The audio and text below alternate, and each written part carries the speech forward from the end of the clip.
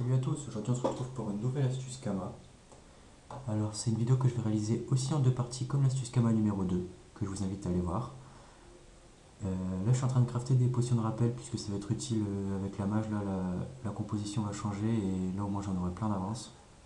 Je serai bien tranquille pendant mon bout de temps. Alors cette astuce Kama, dans la première partie, ça va concerner les percepteurs. Alors vous allez me dire, ouais les percepteurs tout le monde connaît, on sait qu'il faut poser des percepteurs pour se faire des Kama. C'est pas un secret. Ouais, mais bon, les percepteurs, il faut savoir où les poser pour qu'ils survivent déjà. Si vous n'avez pas une trop grosse alliance, ils créent assez rapidement s'ils commencent à accumuler des kamas. Et pour qu'ils se remplissent assez vite, parce que si c'est pour attendre 3 semaines qu'ils se remplissent, c'est un peu long quoi. Alors moi j'ai trouvé un endroit qui est vraiment, vraiment super optimisé pour le drop percepteur. Vous allez voir, je vais vous montrer. Donc voilà, je vais interrompre ça. J'ai posé en fait 3 percepteurs il n'y a pas si longtemps que ça. Et voilà, ils sont tous full, 1700 potes chacun. Bon, on a que 1700 potes sur le perco, mais bon, c'est déjà bien. Et là, vous voyez déjà en prévisualisation 378 000 cas. Alors ça tourne autour de 400 000, 380 000. Les 3 percos que j'ai posés. Donc vous voyez, lande de Cagna. Alors pourquoi lande de Cagna? Il y a plein, plein, plein de raisons. Je vais y aller et vous allez voir. Donc 14-47, c'est le zap. Et ensuite, c'est dans la partie haute. Hop, je vais mettre la zone. Voilà. Alors déjà vous allez voir que c'est une zone relativement assez BL. C'est pas, on va pas loot des trucs super HL, super chers. Mais par contre on va vraiment en dropper tout plein. Et assez rapidement. Alors déjà c'est une zone assez peu fréquentée par les THL. Alors déjà il y a moins de chances que votre perco se fasse attaquer. Ça. Et ensuite c'est une zone qui permet aux BL de PEX, donc PEX au Canigrou, bah, c'est vachement connu aussi. Ils vont souvent là-bas. Et nous, avec notre perco, donc on va récupérer tous les loots. Et ce qui va nous intéresser, c'est surtout les items blop. Puisqu'à la prochaine mage, ils vont plus être droppables. Enfin, si, mais ça va être beaucoup plus compliqué. Et la salsa, c'est pareil. Alors là, bon, bah voilà, j'ai pas. Dans mon inventaire, j'ai quasiment rien. Je vais tout mettre sur ma dragodin, comme ça, je vais vraiment partir de rien. Bon, bah tant pis, je reste avec ça. Et je vais relever le perco. Alors, j'ai la blinde d'items et des bouts de bloc qui valent bien cher. Alors 64 boosts, mais vous dites ouais c'est pas grand chose, mais voilà, c'est multiplié par tout ça quoi. Les feuilles de salsa qui vont valoir cher bientôt. Alors ça avant ça valait que dalle, tout le monde les jetait quand on farmait le donjon bloc il y a très longtemps. Et maintenant là son prix va vraiment augmenter. Poudre de bloc, vraiment il y a plein plein plein d'items qui valent assez cher quand c'est en masse comme ça. Et ça revient à quelque chose d'assez intéressant. Vous allez voir. Alors là si je récupère l'intégralité de mon perco, voilà, je me fais 380 000 cas. Et j'en ai posé 3 comme ça, ils sont assez rapides à se remplir, puisque bah, c'est assez farmé la zone. Elle est grande et elle est assez farmée. Et il n'y a pas beaucoup, beaucoup de percos qui sont posés. Vous voyez, voilà, je sais pas s'il y a des percos autour. Ouais, voilà, c'est un map à côté, il n'y a rien. Enfin, il y a vraiment largement la place pour en poser. Le perco est pas souvent attaqué. Franchement, faut savoir qu'il y en a un là. Il se remplit assez vite, donc j'ai dit. Et les camos qui fait ça va quoi. Pour une potion qui coûte.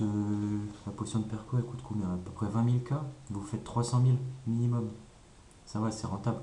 Je les ai laissés, là je les ai laissés 3 jours. Donc bon, c'est tout à fait correct. Et donc là si je récupère les 3, bah, je vais me faire quasiment 1 million de k estimé. Hop, et le dernier, relevé. Alors vous faites vraiment plein plein plein d'items. C'est surtout sur la quantité que c'est basé, c'est pas le drop ultime. Mais voilà. Alors 1 million 1, j'ai posé 3 percos, avec 3 potions de perco qui m'ont coûté 20 000 k unité. Je pense que je les avais achetés, je les ai même pas craftés. Parce que le craft est assez chiant, je trouve. Et voilà, alors là, je trouve que c'est vachement, vachement optimisé quand même. Et rentable. Et vous avez assez peu de chances de vous faire péter le perco, même la nuit, il tient vraiment bien, sans défense. Donc ça, c'est la première partie. Ensuite, la seconde partie, ça va concerner toute autre chose. Ce sont les cacs. Donc je vais aller hôtel de vente des forgerons. C'est un truc que j'ai déjà fait pas mal de fois aussi et qui a marché à chaque fois que je l'ai fait. Et voilà. Alors c'est la béchasse. Alors vous voyez la moins chère de l'HDV coûte 6,9 millions. Le G bon mais pas non plus exceptionnel. On voit qu'il y a... Ouais c'est pas mal, ouais. Alors 6,9 millions, on regarde le craft. Si comme moi vous droppez un petit peu de ressources que vous accumulez de côté, ça va vous coûter que dalle. Les galets brésiliens, c'est tout bidon avec les colis. Racine cristalline, vous l'avez grâce à la première astuce Kama que je vous invite à aller voir également, que j'ai faite sur ma chaîne. Les sphénoïdes de Kimbo, c'est tout bidon, vous les droppez par 10 avec les succès. Les broderies Nilez, vous les achetez, ça vous coûte, allez, en gros 1 million. La culotte, si vous ne savez pas la dropper, vous l'achetez, ça vous coûte 1 million. 1 million 1, donc là ça fait du 2 millions 1. Les molaires de Nessil, c'est absolument trop simple à drop, pareil pour les cervelles de verglaceur. Et les incus, alors soit vous les drop en 1 heure avec une team de 8, c'est fait, même moins. Enfin, franchement c'est ultra facile, soit vous les achetez. Bref, si vous achetez tout, ça vous coûte, allez, 200 000. Plus 200 000, donc ça fait 400 000. Donc là on a 2 millions 1, donc ça fait 2 millions 5. 2 millions 6. Ça coûte que dalle. Et ça, on va dire, allez, 1 million si vous achetez tout, ça vous fait du 3 millions 6. Vous craftez, vous revendez le G non FM, vous le revendez, allez, 6 millions. Le moins cher d'HDV va partir direct. Ça vous a coûté que dalle et vous en revendez 6 millions. Et ça part bien parce que la béchasse elle est super utilisée, c'est vrai qu'elle est efficace quoi.